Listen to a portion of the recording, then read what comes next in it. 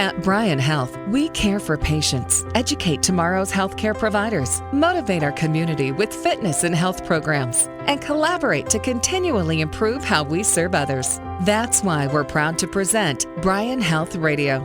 Here's Melanie Cole. According to the CDC, almost 1 out of every 3 people in the United States will develop shingles, also known as zoster or herpes zoster, in their lifetime. There are an estimated 1 million cases of shingles each year in this country, and anyone who's had the shingles knows what a painful condition this can be.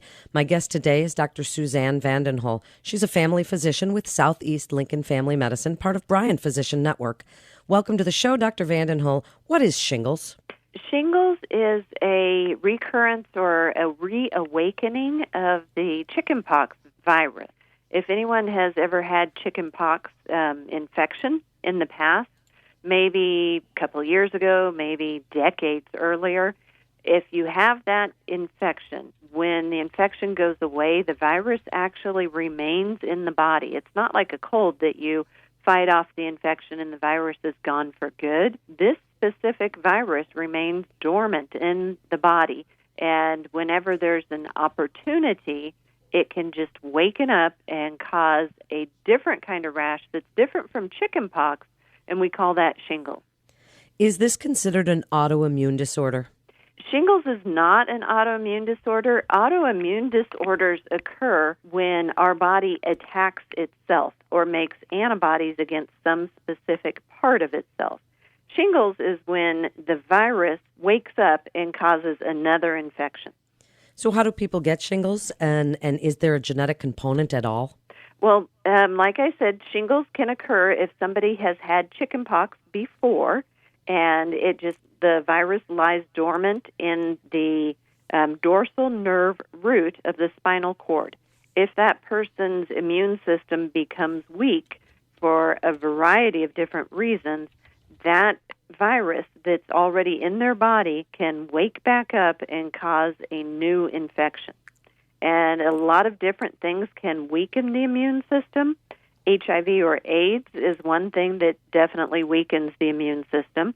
If somebody has cancer, their immune system is not as strong. If they're on specific medications to treat the cancer, or even some medications that can treat autoimmune disorders, can actually weaken the immune system and let that virus wake up and cause the infection. So how would you recognize shingles? Well, shingles usually starts as some type of strange sensation. It might be an itching or a burning or a pain, and then maybe a day or 2 or 3 days later, you actually see a rash. And this rash can look like blisters or pimples. And because it's in it originally was in the dorsal nerve root of the spinal cord, this rash never crosses the midline in a person. So if you were to draw a line down the very middle of a person's face or the middle of a person's chest or right down their spine and their back, the rash would never cross that midline. It's only on one side of the body. And can shingles be passed from one person to another? Shingles can be contagious. The CDC says that it can be spread by actual contact with the blisters, but it's not near as contagious as chickenpox is.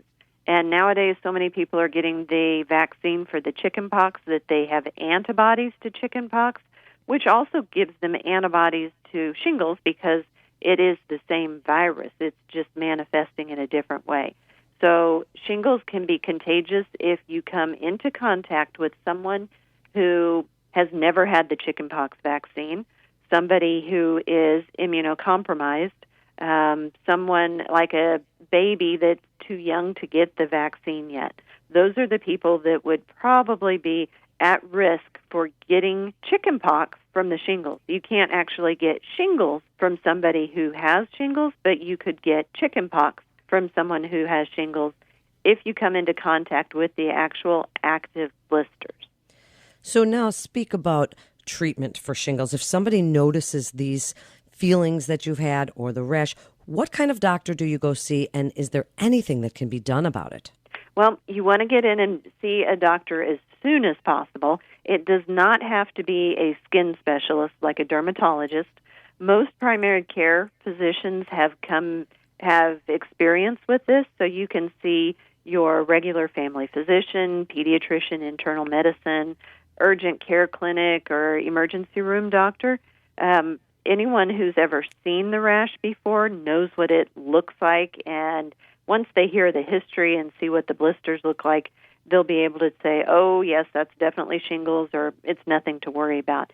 You do want to get in and be seen as soon as possible, because the longer you wait, the harder it is to treat it. If you treat it early on, you have a better chance of preventing any bad side effects. And some of these side effects might be horrible pain. Depending on where it comes, it could cause a lot of other side effects. But the main treatment is an antiviral medication, like acyclovir or valcyclovir or famciclovir. Those are all generic names of antiviral medications, and those are all taken orally and can help shorten the length and the severity of the illness. But they do not cure or clear up the illness. They just can shorten the length and severity. Right. And depending on how quickly you get that medication started, it can definitely help tremendously. If you wait a week, it's not going to work near as well as if you start taking that medicine the first day. It might shorten it from a 10-day rash down to a 6 or 7-day rash, or maybe even 3 days of the rash, depending on how old that patient is and how strong their immune system is. And we mentioned that this can be quite a painful condition, and even if you go on the antivirals, does that help with the pain or the post-herpetic neuralgia that sometimes accompanies shingles?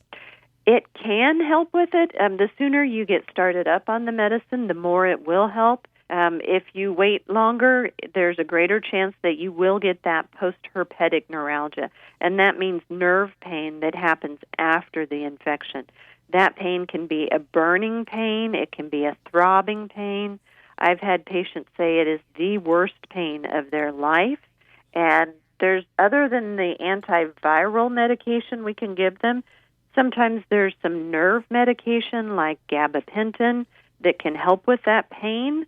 Sometimes specific topical pain medicine can also help, like a topical lidocaine patch may help. There's a capsaicin medicine that also kind of confuses the nerves and may help with that post-herpetic neuralgia somewhat too. Cold compresses may help. There's all kinds of different over-the-counter treatments that may help, but they don't help much. Then let's speak about prevention and vaccines. Who should get the shingles vaccine and at what age? Everybody over the age of 60 should get the vaccine.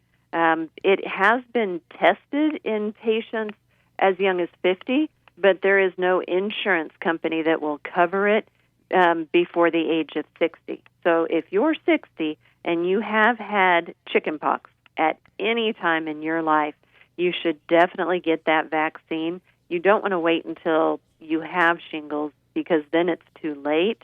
Although getting the vaccine after you've had a case of shingles may help for preventing a future episode, it's still better to prevent that very first episode of shingles with the vaccine as soon as you turn 60. Is it only one vaccine, doctor, or do you have to repeat it every few years? It is just one anytime after the age of 60, and that's it for the rest of the patient's life. If you have a 70 or even 90-year-old patient who has not had shingles, I would highly recommend they get it as soon as you find out that, oh, you haven't had the vaccine, you better get it now. And you mentioned recurrence, and some people mistakenly believe you can only get shingles one time. Is that true? That is not true. I have seen patients get it more than once, and I've seen patients get it even 2 or 3 times. If you've had it once, you are at greater risk for getting it again later in life, especially if your immune system becomes weaker as time goes on. And the second time you get it, it's going to be worse than the first time. So in the last few minutes, Dr. Vandenhul, wrap it up for us. Let us know what you tell patients every single day about shingles, what you really want them to know.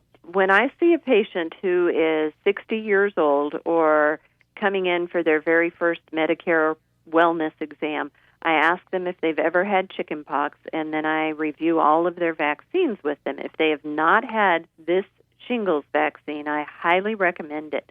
They can get it at the pharmacy or they can get it at their doctor's office. And a lot of people don't think that that's very important, but if you want to avoid debilitating pain, the vaccine will help prevent that. It's a very safe vaccine, and it's very effective. It can prevent pain, but I didn't get a chance to say earlier, it can also prevent blindness in some people or even deafness. Depending on what part of the body this virus wakes up in, it could damage the nerve that makes the eyes work or the ear work on that side of the body, and it could cause blindness or deafness in addition to a horrible rash and bad pain. Well, thank you so much for being with us today, Doctor. It's such important information to hear. And you can talk to your doctor about getting the shingles vaccination. And if you do not have a doctor, you can go to bryanhealth.org/doctors. That's bryanhealth.org/doctors. This is Melanie Cole. You're listening to Bryan Health Radio. Have a great day. Thanks for listening.